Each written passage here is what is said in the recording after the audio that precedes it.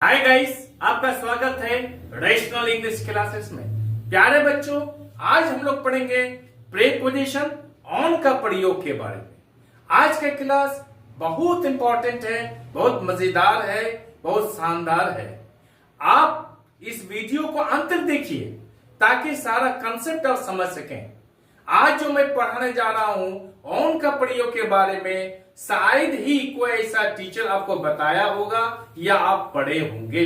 यदि आप पढ़े होंगे या किसी टीचर ने आपको बताया होगा तो आप कमेंट करके जरूर बताइए। चले हम लोग शुरू करते हैं। वीडियो को अंत तक देखिए ताकि आप सारा कंफ्यूजन आपका खत्म हो जाएगा। आज के बाद से जीवन भर सारा कंफ्यूजन खत्म। चले हम लोग शुरू करते हैं। क्या मजेदार क्लास है आज का, क्या इंपॉर्टेंट टॉपिक है, इसके बारे में हम लोग पढ़ते हैं। Use of on.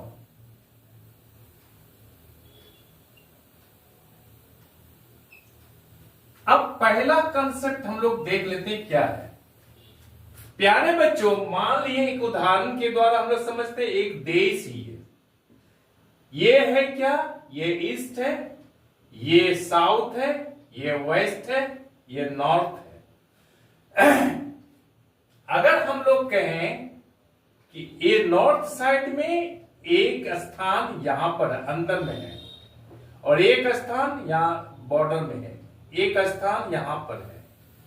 तीनों स्थान है, तीनों नॉर्थ साइड में है, लेकिन तीनों का प्लेस अलग अलग है। एक देश के अंदर में है, एक यहां सीमा में फ्रंटियर में है, और एक यहां देश से बाहर है, लेकिन साइड क्या है, नॉर्थ साइड है। अब किनके लिए कौन सा प्रीपोजिशन आएगा, इस कंफ्यूजन को हम लोग खत्म करेंगे। आज हम लोग समझेंगे कि किस पोजीशन के लिए कौन सा प्रीपोजिशन का प्रयोग होगा। चलिए हम लोग देख लेते हैं इसको अच्छी तरह से, और आप भी सोच के बताइएगा कि आप क्या सोचे हैं, क्या सही होगा। जैसे Himachal,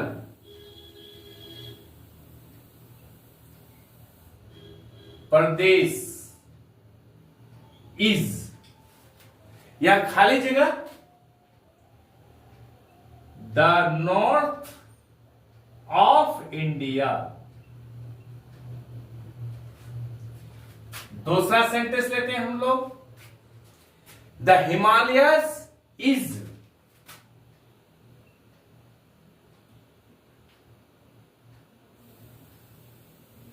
The Himalayas is dash the north of India। आप वीडियो को ध्यान से देखिएगा और समझिएगा। सारा कंफ्यूजन मैं आपको खत्म कर दूंगा। तीसरा में क्या है, Tibet is dash north of India. अब इसको समझिए, सारा क्या है, north of India, north of India, north of India, लेकिन प्लेस क्या है, एक देश के अंदर है, एक फ्रंटियर में है, और एक बाहर है। किसके साथ कौन सा प्रीपोजिशन का प्रयोग, आप बताइए। चलिए मैं बता रहा हूं। हिमाचल प्रदेश देश के अंदर है, तो यह अंदर में है, तो हम लोग in the north of India लिखेंगे। हिमालय क्या है, फ्रंटियर में है, यहां पर फ्रंटियर में है, यहां पर समझ गए, सीमा पर, सरहद पर है। तो यहां पर हम लोग प्रयोग करेंगे, ऑन का प्रयोग करेंगे, ऑन। समझ गए। अब क्या है, तिब्बत यहां नॉर्थ साइड में है, लेकिन बाहर है, यहां देश से बाहर। तो हम लोग इसके लिए प्रयोग करेंगे प्रीपोजिशन टू का प्रयोग करेंगे। समझ गए आप। देश के अंदर हो तो इन, सीमा में हो तो ऑन, देश से बाहर हो तो टू, लेकिन तीनों क्या है, the north of India, the north of India, the north of India. अलग अलग पोजीशन को बताने के लिए अलग अलग प्रीपोजिशन का प्रयोग किया गया है। आई होप कि आप इस कंसेप्ट को समझ गए होंगे। आज के बाद से कोई भी कंफ्यूजन नहीं रहना चाहिए। चले हम लोग अब अगला स्टेप लेते हैं, अगला पॉइंट को समझते हैं हम लोग। ये एक नंबर पॉइंट का हो गया। अब दूसरा नंबर कंसेप्ट को हम लोग पढ़ते हैं। ऑन का प्रयोग अपॉन के अर्थ में स्पर्श, यानी जहां पर टच हो तो उसको बताने के लिए ऑन का प्रयोग कर सकते हैं। उदाहरण के लिए यहां पर एक टेबल है,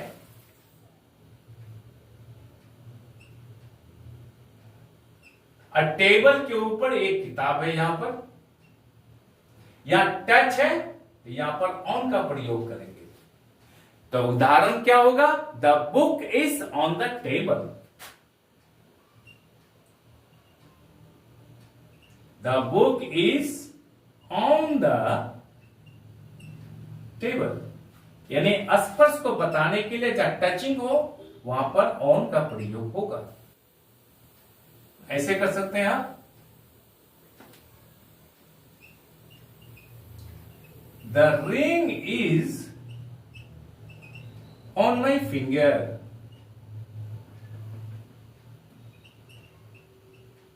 यहां पर फिंगर मैंने उंगली, उंगली में यहां क्या टच है, रिंग अंगूठी, तो यहां पर ऑन का प्रयोग करेंगे। समझ गए?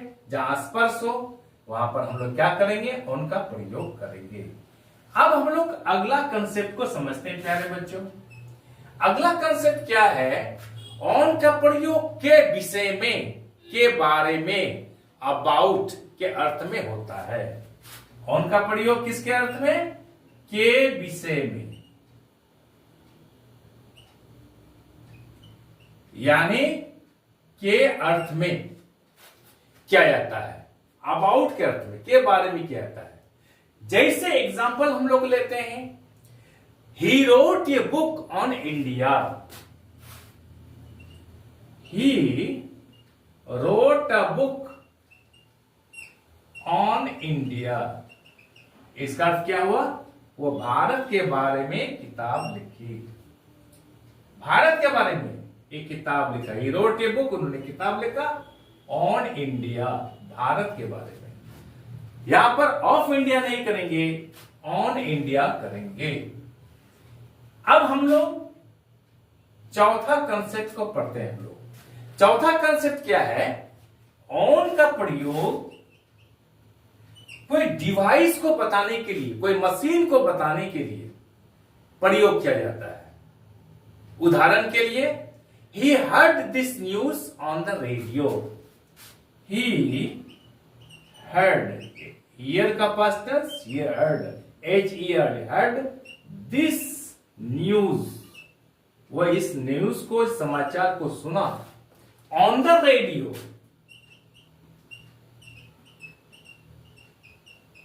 यहां पर इन द रेडियो नहीं कीजिएगा या एट द रेडियो नहीं कीजिएगा, on the radio. Radio device है, एक मशीनरी चीज है, वो इसको बताने के लिए हम लोग ऑन का प्रयोग करते हैं। एक और एग्जांपल लेते हैं, they speak on the telephone. They speak on the telephone. Telephone क्या? एक मशीन है, इलेक्ट्रॉनिक डिवाइस है, यहां पर ऑन का प्रयोग करेंगे। प्यारे बच्चों, अब हम लोग पांचवा कंसेप्ट पढ़ते हैं।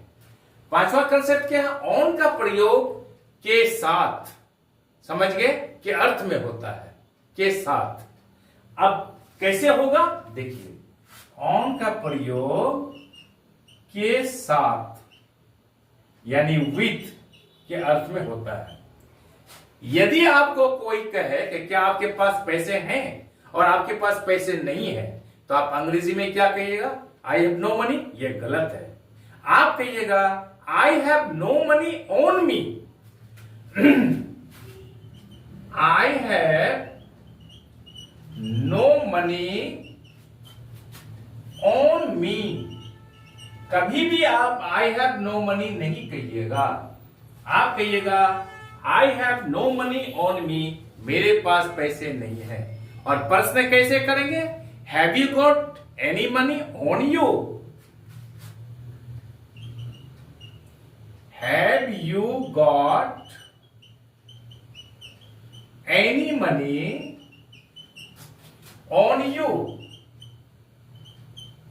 देखिए यहां पर, क्या आपके पास पैसे हैं? Have you got any money on you, क्या आपके पास पैसे हैं, या ऑन यू का प्रयोग करेंगे।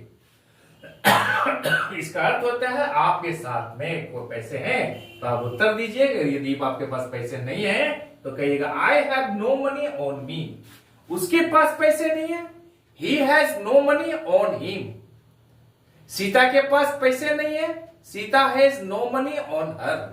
सीता हैज नो मनी नहीं कहिएगा, आप कहिएगा Sita has no money on her. मेरे पास पैसे नहीं है, I have no money on me.